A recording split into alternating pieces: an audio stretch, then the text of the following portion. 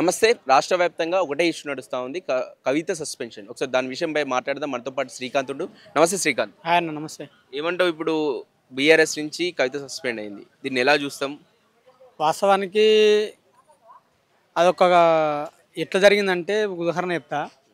కొన్ని పందుల కొక్కులు కలిసినాయంట. పందికొక్కులు అన్నీ కలిసాడు ఒక రాశి మీద పడ్డాయంట. ఆ రాశి మీద పడి ఆ పందికొక్కులు తిని తిని తిని తిని ఒక పందికొక్కు ఎక్కువ తిన్నదంట. తీసుకుపోయి ఆ పందికొక్కును అడిగిరాట రాజు కలిసి, ఎందుకు తిన్నావు నువ్వు అంతకన్నా? నేను కాదే తిన్నది, ఇక వీళ్ళందరూ తిని అన్ని పందికొక్కుల టీం లీడర్ నేనే, ఇక వీళ్ళందరూ తిని అని చెప్పింది. కవిత హరీష్ రావు విషయం అదే. ఏదైతే తెలంగాణ రాష్ట్రం ఏర్పడ్డాక మిగులు బడ్జెట్ ఉందో ఆ మిగులు బడ్జెట్ చూసి వీళ్ళు ఓర్చుకోక ఎవ్వరికి వారు యమునా తిరిగా దోసుకొని దోసుకొని దోసుకొని ఈ తెలంగాణ రాష్ట్రాన్ని దివాలా తీసారు.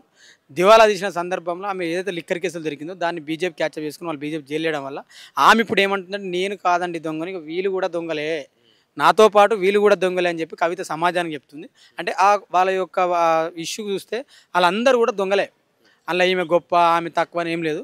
వాళ్ళందరూ కూడా తెలంగాణ రాష్ట్రాన్ని దోచుకొని తెలంగాణ రాష్ట్రాన్ని దివాలా తీసారు. కాబట్టి ఆ దొంగలకు ప్రజలు ఖచ్చితంగా శిక్ష చేసిరు. మొన్నటి ఎలక్షన్లో భవిష్యత్తులో కూడా ప్రజలు ఏం కావాలని కూడా నిర్ణయిస్తారు. అంటే ఇక్కడ కేసీఆర్ని కేటీఆర్ని ఎన్కేస్కి వచ్చుకుంటూ ఒక హరీష్ రావుని మాత్రమే టార్గెట్ చేయడం జరిగింది. మీరు దీన్ని ఎలా చూస్తారు? వాస్తవానికి ఏమైందంటే ఫస్ట్ హరీష్ రావుకి మినిస్టర్ అయ్యంగా హరీష్ రావు ఏం చేసినంటే వీళ్ళందరికంటే ఎక్కువ దోసుకుండే ఆయన దోసుకోగానే వీళ్ళు ఏం చేశారు, అరే బాగా దోసుకుంటుండు, మరి వాడు నెక్స్ట్ ఆయన పార్టీ పెట్టి అటు పోతే మన నా పరిస్థితి ఏం కావాలని చెప్పి అప్పటికే సూరాంచుకున్న కవిత ఆమె కూడా గట్టినేసింది.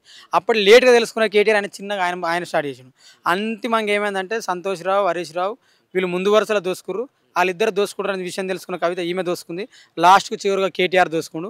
అందరు దోసుకున్నాక వీళ్ళు ఎవరు చెప్తే ఎవరిని దొరకబడితే ఈ దొంగలంతా బయటపడుతున్న సందర్భంలో బీజేపీ కవితను దొరకబట్టి అందులో జైలు వేసింది. జైలు వేస్తే కవిత లేదండి నేను కాదు దొంగను, మా ఫ్యామిలీ మొత్తం దొంగలమే, మాది కల్వకుంట్ల కుటుంబం కాదని మాది దొంగల కుటుంబం అని చెప్పి కవిత తెలంగాణ సమాజానికి చెప్పింది.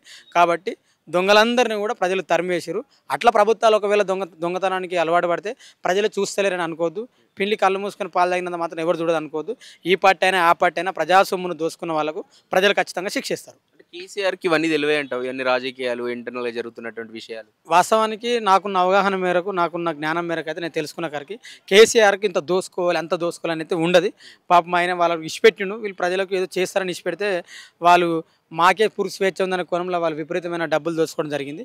అట్లా దోసుకున్న దానివల్ల ఇప్పుడు నేనంటే దొంగ నేను కాదు, నేనంటే ఆయన దొంగ ఈయన దొంగ అని ఒకరి మీద ఒకరు దొంగదనం కేసులు వేసుకుంటారు. వాళ్ళందరూ దొంగలే. ఇది తెలంగాణ సమాజం, తెలంగాణ ప్రజలు చూడాలి. అంటే ఇప్పుడు ఇక్కడ చూస్తూ ఉంటే కేసీఆర్ హరీష్ రావు పక్షాన్ని నిలుచుకున్నట్టు కనిపిస్తుంది ఇక్కడ. ఎందుకంటే కవిత సస్పెండ్ చేసింది కాబట్టి దీన్ని ఎలా చూడొచ్చు? పార్టీని కాపాడుకునేందుకు ఈ డిసిషన్ అనుకోవచ్చు, అయితే హరీష్ రావు వైపు కేసీఆర్ నిలిచింది అనుకోవచ్చు. వాస్తవానికి నేనేమనుకుంటున్నా అంటే కేసీఆర్ హరీష్ రావు పక్షం ఎందుకు ఉందంటే ఇప్పుడు హరీష్ రావు దగ్గర అత్యధిక డబ్బులు ఉన్నాయి, అందరికంటే ఎక్కువ హరీష్ రావు దోచుకున్నాడు. ఇప్పుడు పుసుకుని నేను చేజారిపోయింది అనుకో, నా పరిస్థితి ఏం కావాలనే బాధకో భయానికో హరీష్ రావు పక్కన పెట్టుకున్నా నేను అనుకుంటున్నా. ఆ కేసీఆర్ లాంటి చాలా మందిని హేమాహీన చూసిండు, ఈయనకెందుకు అవుతుందంటే అందుకే అవుతున్నాను. అందుకే పోయిన ఎలక్షన్లలో అందరికంటే అత్యధికంగా ఫండింగ్ హరీష్ రావుతోనే పెట్టించిండు. మీకు ఒక విషయం తెలియదు, నాకు తెలిసిన ఇన్ఫర్మేషన్ ప్రకారం ఒకరోజు వాళ్ళ ఇంట్లో వాళ్ళ కుటుంబం గొడవలు జరుగుతుంటే హరీష్ రావు చేసిన దోపిడీని చూపెట్టడానికి హరీష్ రావు తెలియకుండానే హరీష్ రావు వాళ్ళ నాన్నను వాళ్ళ చుట్టాలు అందరూ తీసుకొచ్చి కేసీఆర్ అందరు చూపెట్టిండు. ఇన్ని దోసుకుండు హరీష్ రావు, వీళ్ళు మంచిగా చేస్తారని చెప్పి మేము అనుకుంటే ఇన్ని దోసుకుని చెప్పి వాళ్ళ ఫ్యామిలీకి మొత్తం చూపెట్టిండు కేసీఆర్. అట్లా హరీష్ రావు ఏం చేసినట్టే దోసుకున్నాక మళ్ళీ బీజేపీలోకి వెళ్ళిపోవడం ప్లాన్ చేసిండు. ఆ విషయం కేసీఆర్ తెలిసి కేసీఆర్ తీసుకొచ్చి వాళ్ళ రిలేషన్ ముందు చూపెట్టి అది చెప్పడం వల్ల అప్పుడు మంత్రి పదవిగా కొద్ది రోజులు ఆపిండు. అట్లా నేను ఏమంటున్నంటే ఇది కల్వకుంట్ల కుటుంబం అనే బదులు దొంగల కుటుంబం అంటే బాగుంటుంది. ఆ దొంగలకు లీడరు కవిత హరీష్ రావు వీళ్ళందరూ వ్యక్తిగతంగా లావాదేవీల కాడ వచ్చిన గొడవగా మనం చూడవచ్చు దీన్ని. ఇక్కడ చూస్తాం నెక్స్ట్ ఎలా ఉండబోతుంది, ఆమె పార్టీ పెడితే ఎలా ఉంటుంది, లేకపోతే ఇక్కడ వెనకాల కవిత వెనకాల ఎవరు ఉండొచ్చు అనుకోవచ్చు? కవిత వెనకాల ఏముంటుంది, వాళ్ళు దోసుకునే వాళ్ళు కొంతమంది ఉన్నట్టురు.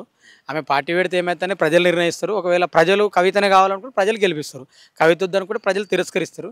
అది పార్టీ పెడుతుందా పెట్టదా ఆమె ఏం చేస్తా అనేది అది కాలం నిర్ణయించాలి. దానికి ప్రజలందరూ కూడా మనం వెయిట్ చేయాల్సి ఉంటుంది. మ్యాక్స్ అయితే ఆమె పార్టీ పెడితే ఇక్కడ ప్రజలు ఎవరు కూడా యాక్సెప్ట్ చేయకపోవచ్చు అని నేను అనుకుంటున్నాను.